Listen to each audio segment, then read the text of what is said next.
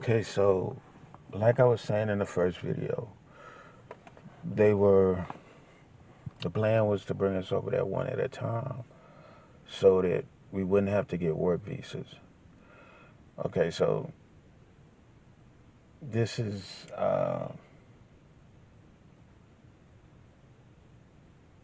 this is how I wound up going to New York.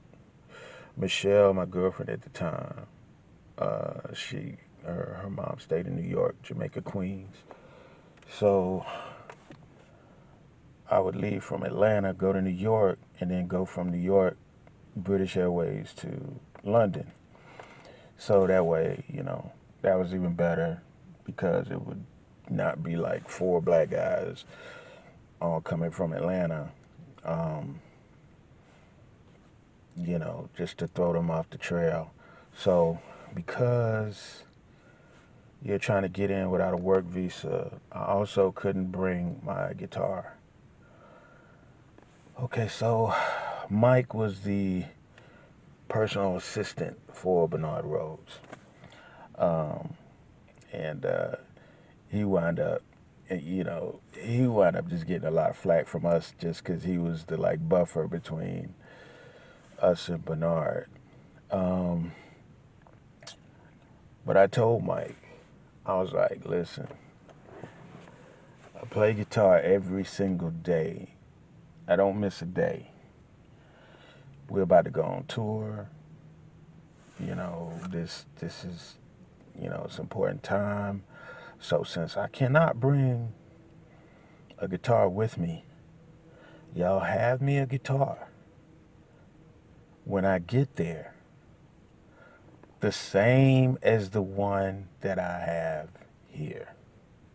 Now the guitar that I had at that time, Bernard Dawson, the drummers in the band, his father had brought me a guitar, and it was a nice guitar. It was an Ibanez maple fretboard, and I really like that. So I was telling Mike exactly what to get.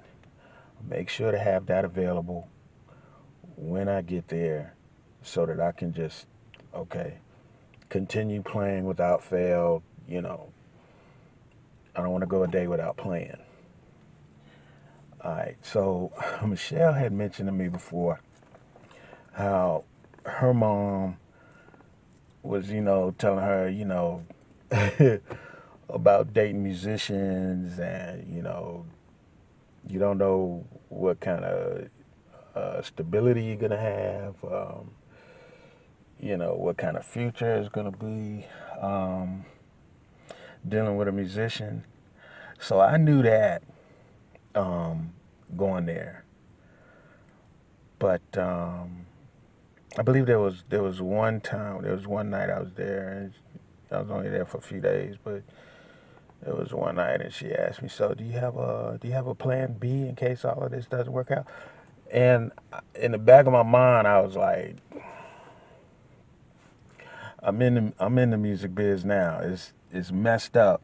She don't know the details, but I'm actually in the music business, and we signed $100 million deal. We're gonna be all right. We just got to go through some stuff. But I remember her asking me that, and I was like, Nah, there's no plan B.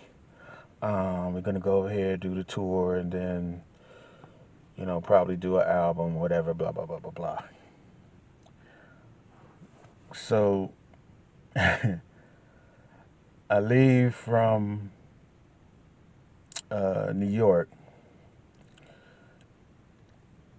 to go to London. I get in, no problem, just coming to visit, friend or whatever. They told me the name to say, told me the name, I think they told me to say Kwame, or I can't forget who they told me to say I was visiting, but or I can't remember. But I get in, no problem, right? Get to the flat, or the apartment. The flat is what they called it. And of course, there's no guitar. So I'm pissed. I am pissed. I think they had something like Doug was like he could use my guitar. I think it was Mike. I think it was actually Mike had like a guitar or something. I was like, man, I don't want to play that piece of shit. I want to play the same type of guitar with my strings. I play with heavy strings. So I was pissed already. So then it was like, the next day or whatever.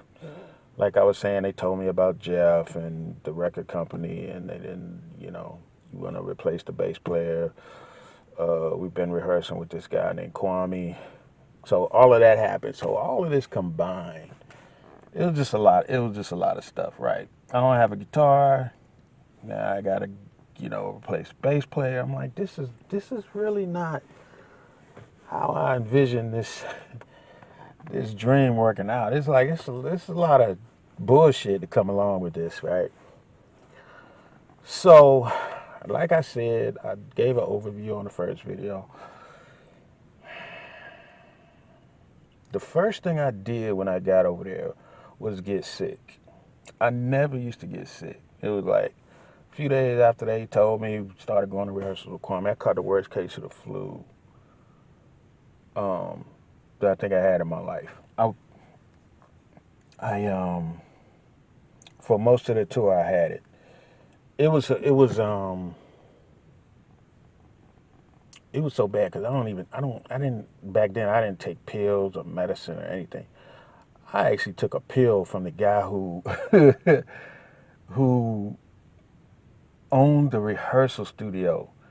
And he said, "Here, just take." I was so messed up. I took a pill from a stranger, and it actually helped a little bit because it was like after I threw up, uh, it started to get better. But anyway, that's how it was like the time it started over there. Um, and another thing was Bernard Rhodes took. We recorded a demo tape in Atlanta. I have to go into that story separately. But anyway, we recorded a demo tape. Bernard Rhodes paid for. I remember recording it in Cobb County. We drove down to Cobb County and recorded it at the studio. He took that demo tape without our knowledge, and he comes back and he says, "You have an EP now," and that's what he used to get the deal for Sony as far as the recording. However, what he did was he added a bunch of keyboards to the music. He changed up the music, which pissed me off to no end. It's like you didn't say anything, you didn't ask, you just did that shit, right? And what pissed me off about it is that he added all these keyboards and that, like, he's going, I guess, for a 9 Inch Nails type of sound or whatever, these synthesizers. It pissed me off because first of all, you did it without my knowledge, without saying anything. Second of all, you're trying to say, if we get signed off of this, do we have to do from now on? Do we have to add keyboards to the music? I was fucking livid. So all of this combined, right?